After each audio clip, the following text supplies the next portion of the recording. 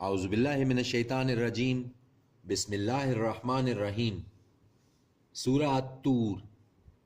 شروع اللہ کے نام سے جو بڑا مہربان نہایت رحم والا ہے۔ قسم ہے طور کی اور کتاب کی جو لکھی ہوئی ہے کشادہ ورق میں، اور گھر کی جو آباد ہے، اور چھت کی جو اونچی ہے، اور سمندر کی جو جوش مارے۔ بے شک عذاب تیرے رب کا واقعہ ہونے والا ہے، نہیں ہے اس کو کوئی روکنے والا۔ جس دن لرزنے لگے آسمان کپ کپا کر اور چلنے لگیں پہاڑ ایک خاص چلنا، تو خرابی ہے اس دن جھٹلانے والوں کے لیے، وہ جو بیکار باتوں میں پڑے کھیل رہے ہیں۔ جس دن دھکیلے جائیں گے آگ کی طرف جہنم کی دھکے دے کر، یہی آگ ہے وہ تم جس کو جھٹلایا کرتے تھے۔ تو کیا جادو ہے یہ، یا تمہیں نہیں کچھ نظر ہی آتا؟ داخل ہو جاؤ اس میں، تو پھر صبر کرو یا نہ صبر کرو، سب برابر ہے تمہارے لیے، بس بدلہ مل رہا ہے تم کو اس کا جو کچھ تم کیا کرتے تھے۔ یقیناً متقی ہوں گے باغوں میں اور نعمتوں میں، خوشحال ہوں گے اس پر جو بخشا ان کو ان کے رب نے، اور بچا لیا ان کو ان کے رب نے عذاب دوزخ سے۔ کہا جائے گا کھاؤ اور پیو مزے سے اس کے صلے میں جو تم کرتے تھے۔ تکیہ لگائے ہوئے ہوں گے تختوں پر قطار در قطار، اور بیاہ دیں گے ہم انہیں خوبصورت آنکھوں والی حوروں سے۔ اور وہ لوگ جو ایمان لائے اور اتباع کی ان کی اولاد نے راہ ایمان میں، ملا دیں گے ہم ان کے ساتھ ان کی اولاد کو، اور نہ کم کریں گے ان کے عمل میں سے کچھ بھی۔ ہر فرد اپنی کمائی کے بدلے میں رہن ہے، اور عطا کریں گے ہم ان کو لذیذ پھل اور گوشت جس طرح کے وہ چاہیں گے۔ چھینا جھپٹی کریں گے وہ وہاں جام شراب کی، نہ کوئی لغو بات ہوگی جس سے اور نہ کوئی گناہ۔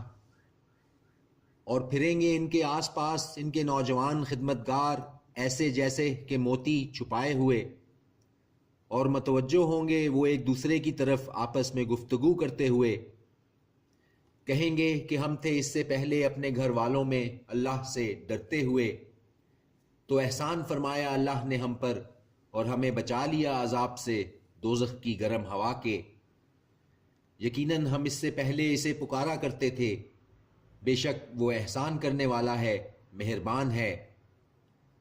تو تم نصیحت کرتے رہو، سو نہیں ہو تم فضل سے اپنے رب کے کاہن اور نہ دیوانے۔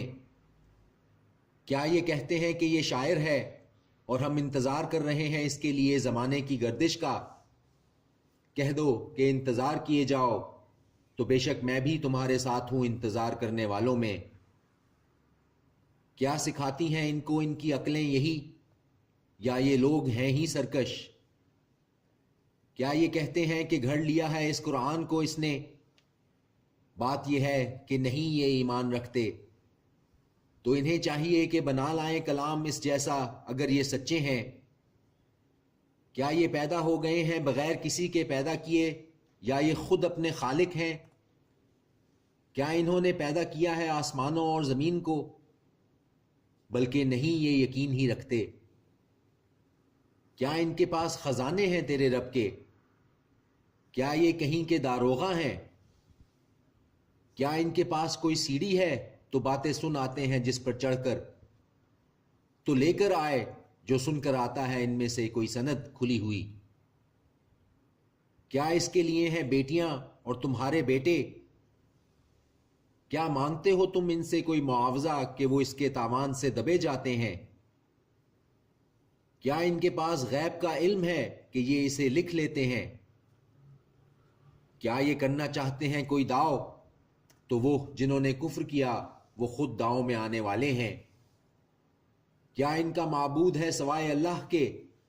پاک ہے اللہ اس سے جو یہ شرک کرتے ہیں۔ اور اگر یہ دیکھ لیں کوئی ٹکڑا آسمان سے گرتا ہوا، تو کہیں کہ بادل ہے کہ عمڈہ آتا ہے، تو چھوڑ دو ان کو یہاں تک کہ یہ جا ملیں اپنے اس دن سے جس میں یہ ہوش کھو بیٹھیں گے، جس دن نہ کام آئے گا ان کو ان کا کوئی داؤ کچھ بھی، اور نہ ان کی مدد کی جائے گی۔ اور یقیناً ان لوگوں کے لیے ہے جنہوں نے ظلم کیا عذاب اس کے سوا لیکن ان میں اکثر نہیں جانتے. اور صبر کیے رہو تم حکم کا اپنے رب کے، یقیناً تم تو ہماری آنکھوں کے سامنے ہو. اور پاکی بیان کرو حمد کے ساتھ اپنے رب کی جب اٹھا کرو، اور رات میں بھی پھر تسبیح کیا کرو اس کی، اور اس وقت بھی جب پلٹتے ہیں ستارے. صدق اللہ العظیم.